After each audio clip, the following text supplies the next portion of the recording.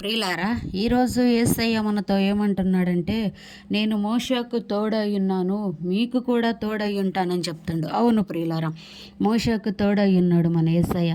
అయ్యా, నేను నత్తివాడినయ్యా అంటే నీ నోటికి కావలుగా ఉంటానని చెప్పి మోషేని ధైర్యపరిచి ముందుకు నడిపించిండు.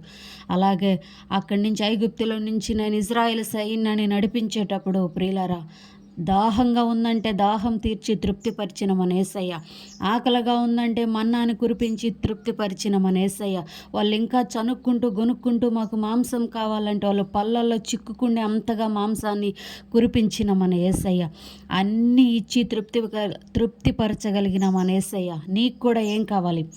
మోషేకు తోడై ఉన్న యేసయ్య నీకు నాకు తోడై ఉంటాడు. నీకు ఏమి కావాలో యేసయ్యని అడుగు. ఆయన కాడ ప్రతి ఈవి నీ కోసం సమృద్ధిగా ఉంది. ఆయన కాడ నీకు కావలసిన ఈవులన్నీ ఆయన ఇచ్చి నిన్ను తృప్తిపరచడానికి మన యేసయ్య సమర్థుడు. యేసయ్యని అడుగు, పొందుకో, తృప్తిపరచబడు.